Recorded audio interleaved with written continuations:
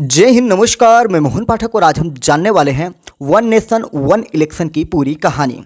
ये सिर्फ चर्चा का विषय नहीं बल्कि भारत की ज़रूरत है, या क्या है, क्यों है, कैसे है, सब कुछ जानने की कोशिश करेंगे। आज हम ये जानने की कोशिश करेंगे कि भारत के प्रधानमंत्री नरेंद्र मोदी क्यों चाहते हैं कि देश में एक साथ चुनाव हो। हम बात करेंगे 1952 से 1967 तक हुए वन इलेक्शन के बारे में, क्योंकि ये पहली बार नहीं है कि भारत में एक साथ सभी चुनाव करवाने की बात की जा रही हो। इससे पहले 1952 से 1967 के बीच में ऐसे चुनाव हो चुके हैं और इसके फ़ायदे क्या हैं, इसके नुकसान क्या है, यानी कि पॉजिटिव नेगेटिव सभी चीज़ों पर चर्चा करने वाले हैं।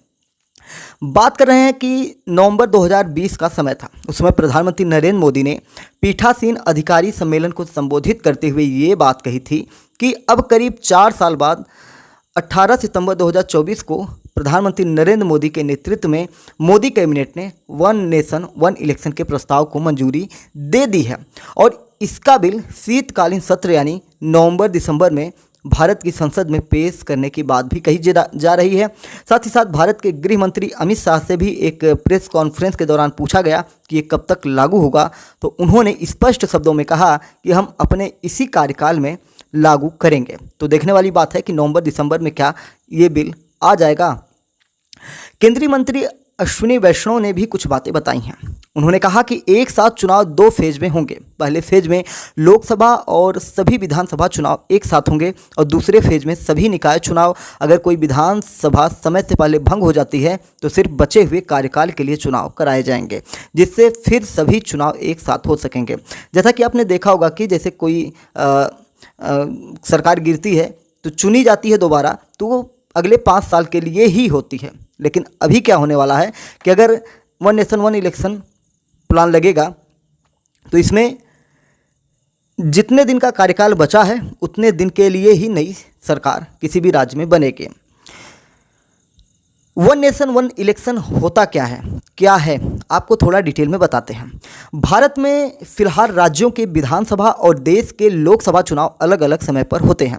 वन नेशन वन इलेक्शन का मतलब है कि पूरे देश में एक साथ ही लोकसभा और विधानसभाओं के चुनाव हो, यानी मतदाता लोकसभा और राज्य के विधानसभाओं के सदस्यों को चुनने के लिए एक ही दिन एक ही समय पर या चरणबद्ध तरीके से अपने वोट डालेंगे। आज़ादी के बाद 1952, 1957, 1962, 1967 में लोकसभा और विधानसभा के चुनाव एक साथ ही होते थे, लेकिन 1968 और 1969 में कई विधानसभाएं समय से पहले ही भंग कर दी गई। उसके बाद 1970 में लोकसभा भी भंग कर दी गई। इस वजह से एक देश एक चुनाव की परंपरा टूट गई।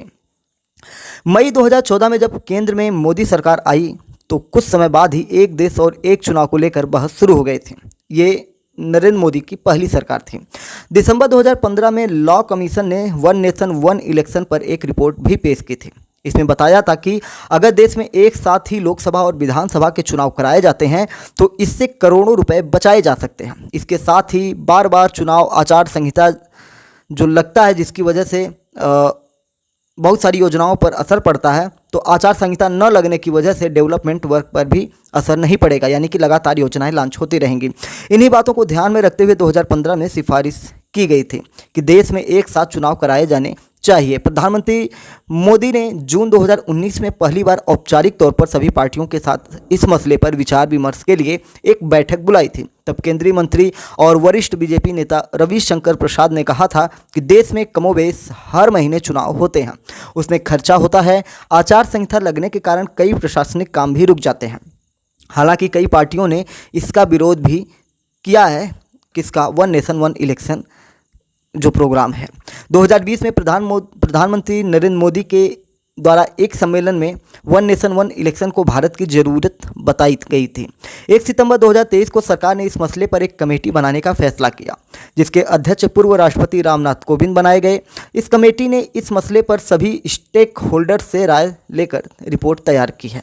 15 अगस्त को स्वतंत्रता दिवस पर लाल किले से दी गई स्पीच में भी प्रधानमंत्री नरेंद्र मोदी ने वन नेशन वन इलेक्शन की वकालत की थी। उन्होंने कहा था कि बार बार चुनाव देश की प्रगति में बाधा पैदा कर रहे हैं। वन नेशन वन इलेक्शन पर विचार के लिए बनाई गई पूर्व राष्ट्रपति रामनाथ कोविंद की अध्यक्षता वाली कमेटी ने 14 मार्च को राष्ट्रपति द्रौपदी मुर्मू को अपनी ये रिपोर्ट सौंप दी थी। रिपोर्ट 18,626 पन्नों की है।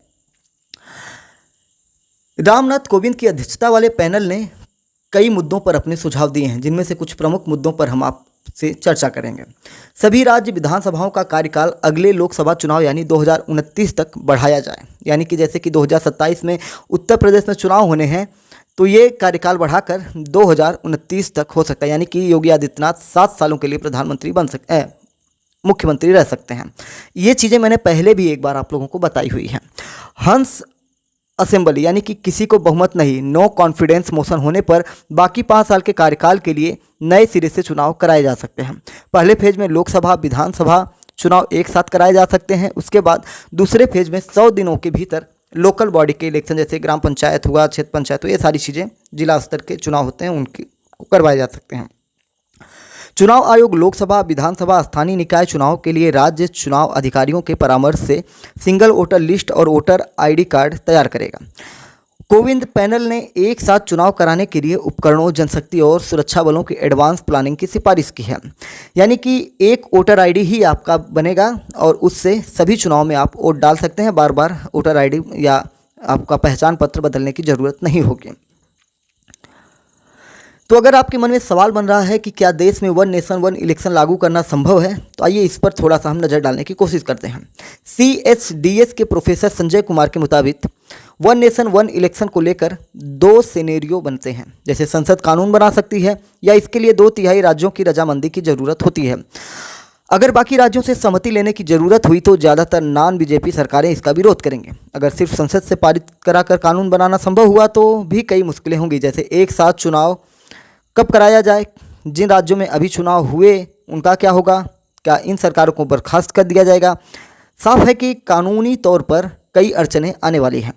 मेरा मानना है कि कानूनी आधार पर इस समस्या का हल कर पाना संभव नहीं है। इसके लिए दूसरे राज्यों की सहमति बहुत ज़रूरी है। हालांकि मतभेद इतना ज़्यादा है कि ये मुमकिन नहीं लगता है, ऐसा इनका कहना है। वहीं पॉलिटिकल एक्सपर्ट रशीद किदवई के मुताबिक अभी जिन राज्यों में हाल ही में सरकार चुनी गई है वो इसका विरोध करेंगे, क्योंकि उनकी सरकार नई है। एक बात साफ है कि अगर सरकार ऐसा करेगी तो इस मामले को सुप्रीम कोर्ट में कई राज्य ले जा सकते हैं। इसी तरह से बहुत सारे लोगों ने अपने ओपिनियंस दिए हैं, जिनमें संजय कुमार का कहना है कि सरकार ने निश्चित तौर पर ये कैलकुलेशन किया होगा कि वन नेशन वन इलेक्शन को लागू करना कितना मुश्किल है। जैसे ही बीजेपी संसद में इसको लेकर बिल लाएगी, तमाम विपक्षी दल इसका विरोध करेंगे। रशीद किदवई का कहना है कि पीएम नरेंद्र मोदी जो काम करते हैं उसकी मंशा ये होती है कि ज़्यादा से ज़्यादा प्रचार हो। इसे ऐसे समझें कि संविधान के आर्टिकल 370 के खत्म होने से भले ही कश्मीर में ज़्यादा कुछ नहीं बदला हो, लेकिन देश में प्रधानमंत्री मोदी ने अपनी थाक जमा ली है। उन्होंने जनता में ये मैसेज दिया कि केंद्र सरकार ने काफ़ी बड़ा काम कर दिखाया है। देश में बड़ी आबादी मध्यम वर्ग की है, उनको खर्चा बचाने की बात कहने से सरकार की लोकप्रियता बढ़ जाएगी। यानी कि कुल मिला जुला कर रशीद किदवई प्रधानमंत्री नरेंद्र मोदी पर एक तरह से कटाक्ष करते हुए नजर आ रहे हैं। वन नेशन वन इलेक्शन के पीछे बीजेपी की क्या राजनीतिक मंशा हो सकती है, इसकी अगर हम बात करें तो अगर लोकसभा और विधानसभा के चुनाव एक साथ होते हैं तो 77% वोटर्स दोनों जगह एक ही पार्टी को वोट करते हैं। अगर लोकसभा और विधानसभा के चुनाव में 6 महीने का अंतर होता है तो एक ही पार्टी को वोट देने की संभावना 77 से घटकर 61% रह जाती है, और दोनों चुनावों में 6 महीने से ज़्यादा अंतर होने पर पार्टी को वोट करने की संभावनाएँ 61% से भी कम हो जाती है। राजनीतिक जानकारों की अगर एक्सपर्ट्स की बात माने तो वो कहते हैं कि केंद्र के लिए प्रधानमंत्री मोदी का चेहरा सबसे मजबूत है। अगर लोकसभा के साथ विधानसभा के चुनाव भी हुए तो इसका फ़ायदा बीजेपी को मिल सकता है। खासकर यूपी, मध्य प्रदेश, राजस्थान जैसे काऊ बेल्ट वाले राज्यों में, हिंदी भाषी क्षेत्रों में हो सकता है ज़्यादा लाभ प्राप्त हो जाए। हालांकि लॉन्ग टर्म में इस पैटर्न का फ़ायदा विपक्षी दलों को भी मिल सकता है आने वाले समय में, जिनके पास नेशनल अपील वाला बड़ा नेता हो जाएगा। हर साल 5-6 राज्यों में चुनाव पड़ जाते हैं। वन नेशन वन इलेक्शन के समर्थकों का कहना है कि इससे विकास कार्यों में बाधा पड़ती है। वो ओडिशा का उदाहरण देते हैं। ओडिशा में 2004 के बाद से चारों विधानसभा चुनाव लोकसभा चुनाव के साथ हुए और उसमें नतीजे भी अलग अलग रहे। वहाँ आचार संहिता बहुत कम देर के लिए लागू होती है, जिसकी वजह से सरकार के कामकाज में दूसरे राज्यों के मुकाबले कम खलल पड़ता है और वहाँ पे डेवलपमेंट ज़्यादा हो जाता है। पूरे देश की विधानसभा और लोकसभा के चुनाव एक साथ होते हैं तो इससे चुनाव पर होने वाले खर्च में कमी आएगी। 2019 के लोकसभा चुनाव से पहले अगस्त 2018 में लॉ कमीशन की एक रिपोर्ट आई थी। इसमें कहा गया था कि अगर 2019 में लोकसभा और विधानसभा के चुनाव साथ होते हैं तो उससे 4,500 करोड़ रुपए का खर्च बढ़ेगा। ये खर्चा इसलिए क्योंकि ईवीएम ज़्यादा लगानी पड़ेगी। इसमें यह भी कहा गया था कि 7 चुनाव कराने का सिलसिला आगे बढ़ता है तो 2024 में 1,751 करोड़ रुपए का खर्च बढ़ता है, यानी धीरे धीरे ये एक्स्ट्रा खर्च भी कम हो जाता है। इस प्रकार की बहुत सारी चीज़ें होती हैं, जैसे राष्ट्रीय स्तर पर देश और राज्य के मुद्दे अलग अलग होते हैं। एक साथ चुनाव हुए तो वोटर्स के फैसलों पर असर पड़ने की संभावना है। चुनाव 5 साल में एक बार होंगे तो जनता के प्रति सरकार की जवाबदेही कम हो जाएगी। अभी की स्थिति में लोकसभा चुनाव जीतने वाली पार्टियों को डर होता है कि अच्छे से काम नहीं करेंगे तो विधानसभा में दिक्कतें हो सकती हैं। एक साथ चुनाव कराने में तीसरी दिक्कत यह है कि अगर लोकसभा 5 साल से पहले ही भंग कर दी गई तो क्या होगा, क्योंकि अभी तक लोकसभा 6 बार 5 साल से पहले ही भंग कर दी गई, जबकि एक बार इसका कार्यकाल 10 महीने के लिए बढ़ा था। ऐसी स्थिति में तो फिर अलग अलग चुनाव होने लगेंगे। तो इस प्रकार से बहुत सारी चीज़ें हैं, उन चीज़ों को आपको ध्यान में रखना होगा। 7 देशों की चुनाव प्रक्रिया पर रिसर्च अगर आप करेंगे तो किससे क्या लिया गया है कोविंद पैनल में, वो भी आपको चीज़ें मैं बताना चाहता हूँ। एक देश एक चुनाव पर रिपोर्ट तैयार करने से पहले जो कोविंद समिति थी, कोविंद पैनल हम कह सकते हैं, ने 7 देशों की चुनाव प्रक्रिया पर स्टडी की थी, जिसमें Sweden, Belgium, Germany, Japan, Philippines, Indonesia और दक्षिण अफ्रीका में। कोविंद पैनल के मुताबिक एक साथ चुनाव के लिए अन्य देशों का तुलनात्मक विश्लेषण किया गया है, जिसका उद्देश्य चुनाव में निष्पक्षता और पारदर्शिता के लिए सबसे बेहतर अंतर्राष्ट्रीय प्रथाओं की स्टडी और उन्हें अपनाना था। जैसे दक्षिण अफ्रीका की स्टडी में कहा गया कि यहाँ वोटर नेशनल असेंबली और प्रोविंशियल लेजिस्लेचर दोनों के लिए एक साथ वोटिंग करते हैं। हालांकि नगर पालिका चुनाव प्रांतीय चुनाव से अलग होते हैं। 29 मई को दक्षिण अफ्रीका में नई नेशनल असेंबली के साथ साथ हर प्रोविंस के लिए प्रांतीय विधानमंडल के चुनाव हुए थे। स्वीडन की बात करेंगे तो ये देश अनुपातिक चुनावी प्रणाली अपनाता है, यानी राजनीतिक दलों को उनके वोटों के आधार पर निर्वाचित विधानसभा में सीटें सौंपी जाती हैं।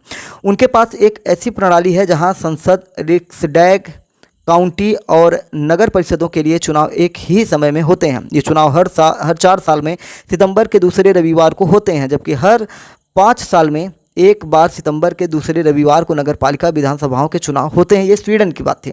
जर्मनी की बात करेंगे और जापान की बात करेंगे तो समिति के सदस्य सुभाष सिंह कश्यप ने बुंडेस्टाग द्वारा चांसलर की नियुक्ति की प्रक्रिया के अलावा अविश्वास के रचनात्मक वोट के जर्मन मॉडल का समर्थन किया। उन्होंने जापान की प्रक्रिया का समर्थन किया। जापान में प्रधानमंत्री को पहले नेशनल डाइट सिलेक्ट करती है, उसके बाद सम्राट मुहर लगाता है। उन्होंने जर्मन या जापानी मॉडल के समान एक मॉडल अपनाने की वकालत भी की है। वहीं इंडोनेशिया की बात करेंगे तो 2019 से एक साथ चुनाव करा रहा है। यहाँ राष्ट्रपति उपराष्ट्रपति दोनों एक ही दिन चुने जाते हैं। मतदाता गुप्त मतदान करते हैं और डुप्लीकेट मतदान को रोकने के लिए अपनी उंगली को अमिट स्याही में डुबोते हैं। 14 फरवरी 2024 को इंडोनेशिया ने एक साथ चुनाव कराए। इसे दुनिया का सबसे बड़ा एक दिवसीय चुनाव कहा जा रहा है, क्योंकि लगभग 200 मिलियन लोगों ने सभी 5 स्तरों राष्ट्रपति, उपराष्ट्रपति, संसद सदस्य, क्षेत्रीय और नगर निगम के सदस्यों ने वोटिंग की थी। अगर हम बात करें देश में 1 नेशन 1 इलेक्शन लागू करने की प्रक्रिया क्या होगी, तो सुप्रीम कोर्ट के सीनियर वकील हैं विराग गुप्ता। उनके मुताबिक विधि आयोग ने इस बारे में संशोधनों के विवरण के साथ अप्रैल 2018 में पब्लिक नोटिस जारी किया था। विधि आयोग के अनुसार 1 नेशन 1 इलेक्शन के प्रस्ताव से संविधान के अनुच्छेद 328 पर भी प्रभाव पड़ेगा, जिसके लिए अधिकतम राज्यों का अनुमोदन लेना पड़ सकता है। संविधान के अनुच्छेद 368(2) के अनुसार ऐसे संशोधन के लिए न्यूनतम 50% राज्यों के अनुमोदन की जरूरत होती है। लेकिन एक देश एक चुनाव के तहत हर राज्य की विधानसभा के अधिकार और कार्यक्षेत्र प्रभावित हो सकते हैं। इसलिए इस मामले में सभी राज्यों की विधानसभाओं से अनुमोदन लेने की जरूरत पड़ सकती है। इसके बाद प्रतिनिधित्व कानून समेत कई दूसरे कानून में संशोधन करने होंगे। 30 अगस्त 2018 को न्यायमूर्ति BS चौहान की अध्यक्षता वाले विधि आयोग ने भी कहा कि संविधान के मौजूदा ढांचे के तहत देश में 1 नेशन 1 इलेक्शन नहीं करा सकते हैं। इसके लिए संविधान के जनप्रतिनिधित्व अधिनियम 1951 में बदलाव की जरूरत होगी। इसके अलावा लोकसभा व विधानसभाओं के संचालन के लिए बने नियमों में भी संशोधन की जरूरत होगी। उम्मीद है कि 1 नेशन 1 इलेक्शन पे पॉजिटिव और निगेटिव दोनों थिंग्स आपको समझ में आए होंगे। चैनल पर नए हैं तो MPS हिंदी को सब्सक्राइब करके daily current affairs, news analysis के लिए हमारे साथ जुड़ सकते हैं। अपने विचारों को भी कमेंट बॉक्स में बता सकते हैं। जय हिंद, नमस्कार, भारत माता की जय।